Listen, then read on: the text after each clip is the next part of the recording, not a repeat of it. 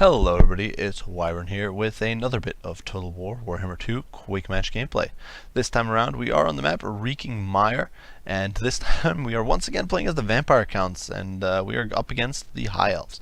So definitely I think the Vampire Counts have gotten a little bit of a, I think in some ways, a bad name in the recent patch. They haven't been the most competitive of factions, I do believe, and so I've been wanting to give him a try. I also personally am not the biggest vampire player, admittedly. I just generally, if I'm playing any factions, vampire counts are just a faction I generally avoid. I'm not particularly good with them in my opinion, and so I generally try to avoid them. But I did want to give them a fair shake. I know a lot of you guys do like to see me mix things up and occasionally try some things that you guys that isn't quite normal for me and that sort of stuff. So I did really want to give them a fair shake, and that's what I'm doing here. So against the High Elves, of course, they have rather pitiful. You've got to consider what your opponent's strengths and weaknesses are. And of course, the High Elves have very, very good control of the sky. Generally, they can easily shut you down if you decide to bring, unless you go full-on Terrorgeist spam and really, really go try to contest for aerial control. Even then, there's a very big chance that your opponent will simply bring a Lord with Tempest, with high magic, trap your flyers, and absolutely annihilate them with breath attacks from, say, Star Dragon. So it's definitely very, very risky. And so what I decided to do instead is I've committed everything to ground war. I did put it down Vladdy Daddy on the foot over here, and Vlad is just very, very tanky. He has a lot of HP at 4,000. He's got, of course, he does have Master of Beguilement, which lets him nerf an enemy melee attack and makes them both kind of easier to handle for other units, but it can also help save his life if he's being gooned. He does, of course, have a fancy little ability called Aura of Dark Grandeur, which is -4 leadership debuff. He does have Blood Drinker for extra regen, so his regen's through the roof. The Karstein Ring, which used to be a crazy single burst heal like the Heart of Averlorn, is now 90% damage resistance on a single cast, which makes it really, really potent. Definitely much better than it was before. And then I did bring quite a few different spells in this situation. I wasn't sure what I would need, so I brought Invocation of Nahek, I brought Van Hels's Dance Macabre, Wind of Death, and Raise Dead. I definitely want to give a shot the Wind of Death. It's one of those spells I've been trying to make use of, and it's been really rough, because obviously opponents usually kind of wise up to it and spread out very, very nicely. So, alongside him, I did bring 2 Necromancers. The Necromancers are essentially batteries for my Winds of Magic. I gave them a single spell, Raise Dead, which I can use occasionally. It's a fairly cheap spell, and otherwise they do both have Master of Dead for the AoE heal. Obviously, I do not want to bring a Corpse Cart, because Corpse Carts with an Unholy Lodestone would be really cool to use, are incredibly susceptible to breath attacks, and as I mentioned before, I can't really contest the skies. I'm not bothering with that, so I just won't bring a Corpse Cart. And then I do have a Forbidden Rod, which is a nice little, basically a nice little battery spell or ability that'll just give me more Winds of Magic. That's the key there. For my front line, it's entirely composed of Graveguard with great weapons. These are a rather expensive unit, and they have fairly pitiful stats, but they do have a crazy bonus against large. I do believe it's +8, and of course they have armor piercing, very high weapons strength at 40, which is really, really solid, and they're fairly tanky at 90 armor, so honestly the high elf shooting is not going to do very much to them. Now, out on the flanks, and you can see there's already fire coming in on me, I do have 2 units of Dire Wolves, just a vanilla variant, no Dire Pack in this situation, who are there to really zone away units like these Illyrian Reavers, and apply pressure to my opponent's backline once they start closing in. In the back, I do have a unit of Blood Knights over here. The Blood Knights, of course, are there to fight against, say, a Dragon Princess or pin down enemy large flyers and stuff like that. And finally, we do have a unit of Hexwraiths. You might think Hexwraiths are not a good idea against High Elves, but Hexwraiths are actually pretty potent against High Elves. Hexwraiths do have a 90 speed, which lets them flex around quite a bit, and High Elves don't have the best access to... High Elves honestly don't have the best of access to magic damage. I think it's something that people just kind of assume Elves have, because they're known as like the race that has good selection of magic, and Wood Elves, of course, are an incredibly magical faction. But in reality, I don't believe very many units actually have magical damage. Tyrion doesn't. I'm not entirely sure if obviously the Frostwar Phoenix does in this situation, but I thought that's my opponent's only magic damage causing unit. I forget if the trying to remember the name now, if the or Lore Master of Hoeth does, but honestly, it's very limited. You can see my Dire Pack over here, or my Dire Wolves over here are being sniped away, but they are pursuing these Illyrian Reavers, and they are about to get pincered between the Hexwraiths as well as the Dire Wolves, and they'll hopefully take some damage. Of course, shooting in the woods, they're going to struggle a bit. My opponent is definitely kind of gambling on these guys softening me up before I get into range, and he really doesn't have the best front line. My opponent does have these Illyrian Reavers, as we discussed here, and then he does have a trio of Spearmen really to provide a thick front line, backed by 2 units of Swordmasters of Hoeth, 2 units of Archers, an Eagle Claw Bolt Thrower, kind of in a very condensed formation here. But they are backed by Mage of High Magic. As you can see, this is definitely one of those reasons why I don't bother bringing flyers, because Tempest is just so powerful. And then he does have Arcane Unforging, which is pretty nice. It's like a Spirit Leech. It's pretty powerful. Then he does have Soul Quench, which is a magic missile ability, an Apotheosis for those cheap heals. Of course, Swordmasters of Hoth will give me a really bloody nose. They're going to be very potent against Graveguard. So my hope is to crush the Spearmen and then plow into the Swordmasters in the backline. In the meantime, my opponent also does have Tyrion, who's going to be a very big pain in the rear here, because he is mounted on a horse, meaning my Blood Dragons will be pretty powerful, or my Blood Knights will be pretty powerful. He's going to be really hard to kill. He has high melee defense, high armor, all that sort of stuff. And of course, he does have Feint Interpost, which is really powerful. He's also backed by Froststar Phoenix up in the air, ready to provide armor piercings and debuff support, because it does have a fancy little ability that provides -9 melee attack. It's not the best unit at actually doing damage. It does have armor piercing, of course, but its melee attack's only something like 34. But it does have this ability over here called Blizzard Aura, which is -9 melee attack, which is going to be very annoying to deal with. In the meantime, I have given up on chasing these archers. I did run some down. You can see these guys lost a few models. They actually lost 11 models, so not the worst trade there. And you can see now I'm just pulling the direwolves back and going hunting for my opponent's backline.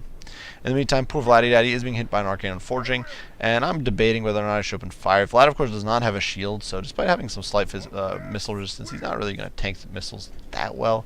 He's okay, because he does have 90 armor. Missile goes through, hits the Graveguard, does quite a bit of damage there, but I don't really care. I'm pushing straight in and intend to engage on these Swordmasters and kind of work them over. Tyrion does ride through, but whiffs his spell. That was definitely a little bit of a miscast there, I think, for my opponent, trying to get Sunfang in. Generally, I think it's better to wait until you're actually in range. But nonetheless, you can see Vlad's actually taking a little big beating, but he's got that region is just so crazy. He's really recovering very quickly. And now we are definitely coming down to the engagement, the moment of truth. So you can see the first Graveguard are going into the fray. They're going to start engaging on these Swordmasters. Graveguard has a terrible charge bonus, but you can see they're doing something. The Swordmasters definitely take a little bit of a beating there. Things are looking okay. These Graveguard are going to kind of bypass and try to get on top of these spears. And we are definitely pressuring my opponent's backline. You can see I do raise some zombies. Originally I was going to try a Wind of Death, but then I decided to raise some zombies on my opponent's backline just to apply some pressure to these archers. And these Blood Knights are just getting around the flank, trying to get into my opponent's backline. They do bump into the Swordmaster of Hoth, which is a little unfortunate, but the majority of them do get into the backline. They're in the cookie jar and they're doing damage to the archers. And the Eagle Claw Bolt Throwers are going to be shut down and put offline for good. Graveguard over here in the meantime are pushing into the Swordmasters of Hoth. You can see these guys the spears are getting surrounded and damaged, and a Wind of Death is coming down. So let's watch as we are going to hopefully tear through this whole front line. You can see it just annihilates these poor spears, and my opponent's spear line has basically collapsed in a single cast. And with that, my opponent is in a very tough spot. You can see the Swordmaster of Hoth have been debuffed by Master of Beguilement, which is allowing the Graveguard to trade pretty effectively. And with the front line gone and the back line compromised through zombies, Blood Knights, and Dire Wolves, my opponent is in a really bad spot right now. And now you can see the balance of power significantly shifted after that disgusting Wind of Death. You can see Vlad is up to 163 kills, and most of those were from that single cast. Unfortunately, the Froststar Phoenix is still around kicking, and he'll definitely be potent. But the Hexwraiths have helped deal with the Swordmasters of Hoth. You can see the Hexwraiths have taken very little damage, and they've definitely applied some nasty pressure to these Swordmasters. In spite of the fact that the Hexwraiths don't have the best of melee attacks, they do have that physical resist, and of course they do cause fear and terror, and the terror especially is going to be nasty to these poor Swordmasters. Meantime, the Blood Knights have surrounded Tyrion and are trying to beat him down, but Tyrion does have the Heart of Avalorn. If we scroll over to here, you can see he does have Heart of Avalorn, so if he drops to below 10% HP, he will get a second wind. In the meantime, my opponent's backline is completely shattered. You can see these Spearmen running off the field after that nasty Wind of Death blew him wide open. And the Lyrian Reavers. Now, you might be thinking the box formation was a really bad idea. It's actually not the worst of ideas, honestly, because if you do a box formation for the spears, you can hopefully kind of you don't get a wide engagement. Generally, if the Graveguard, because they would win the fight relatively decisively, they'd be actually winning a little faster if you had two wide formations engaging. In many situations. Regardless, you can see the Froststar Phoenix over here as being a big nuisance. It's very hard for me to actually deal with it. But the Illyrian Reavers are almost out of ammo. They're not going to be doing very much to the Graveguard. And my opponent's backline is severely compromised. You can see the archers here being pressured. The main reason I'm using the direwolves on the Froststar Phoenix is simply to keep it tied down because I don't want it escaping. But now I'm going to have to commit them to fighting the Illyrian Reavers because I need to just tie them down and hopefully deal with them. Over here, the direwolves are not doing particularly well. They're doing some damage to the Mage of High Magic and the archers. So I decided to resolve the issue by charging Hexwraiths in. The Hexwraiths have already broken the Swordmaster of Hoth with a rear charge. You can see the Swordmaster definitely did a lot of damage, 81 kills. A lot of that against Graveguard. Probably most of that against Graveguard, actually. But now they're good. Now they're goners. They're shattered. They're going away for good. I do get another Master Beguilement off on Tyrion, debuffing him. Though his melee attack is still at 34, which is pretty crazy. It's pretty ridiculous. You can see the Blood Knights are definitely having a rough time. They're not doing any particular. They're not really making much of a dent in Tyrion. However, my opponent is going to lose his Mage of High Magic here, as well as his archers who are shattered. His Swordmasters are shattered, and that was really reducing him down to Frostheart Phoenix, Tyrion, and these two Illyrian Reavers. You can see the lovely Sunfang goes through, though definitely it would have been better if my opponent had cast it somewhere over here, basically by the Blood Knights, because then it would have, the max width would have been over here. Perhaps my opponent was a little experienced, I'm not entirely sure, but with perhaps just an experience with using Sunfang, it definitely could have gotten a slightly better cast. Over here, these direwolves are dying, and they're shortly going to collapse. You can see my opponent gets a nasty rear charge. And one of the problems for Hexwraiths is that if you get a rear charge, they have very low leadership. You can see it's only 46. So potentially they can tank very quickly and just collapse.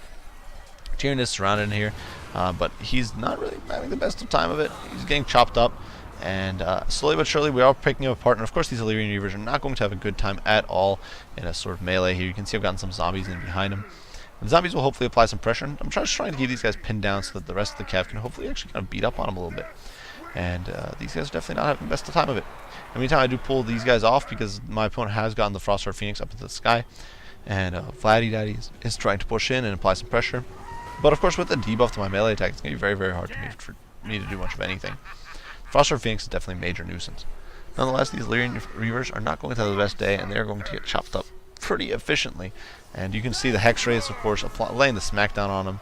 I absolutely just love the Hexwraiths. I wish they were a more viable unit in more situations. They're definitely pretty potent, though. You can see they're applying some pressure over here and just doing quite a bit of damage. You can see the Blood Knights, of course, doing some pretty good work. And the Hexwraiths are actually rocking and rolling at 106 kills. And a lot of that was against pretty legitimate units, like the Swordmasters and, of course, the Illyrian Reavers and my opponent's backline, all that sort of stuff. Now, I definitely want to avoid the Frostheart Phoenix, so I'm just simply trying to surround it, and now my opponent is simply going to rout from army losses and being surrounded everywhere, essentially, except for these Illyrian Reavers. So definitely a game where casting good old the Wind of Death proved incredibly profitable. Now, I don't think it necessarily decided the game, because the units I wiped out, I wanted to clear out my opponent's front line so I could pressure the back line as quickly as possible. So I wiped out a whole bunch of spears, but honestly, it was only about 150 points worth, or 1,000 or 1,500 of my opponent's total army cost that I wiped out. Not even fully. So, while definitely being very cool to watch and very funny to see all those spearmen get annihilated, I don't think it was the most game-changing of moments. It's far more important that I managed to pounce on those Swordmasters with the Hexwraiths, and that I managed to pressure out the Illyrian Reavers early on, just kind of apply some nasty pressure and have them waste their ammo in the woods. Definitely the fact that my opponent allowed them to keep firing in the woods was a bit of a mistake. The Blood Knights did some huge work jumping into the back line and then keeping Tyrion tied down for all eternity. And then just being able to shut down. I definitely like this build for the fact that you could pincer and apply all sorts of pressure.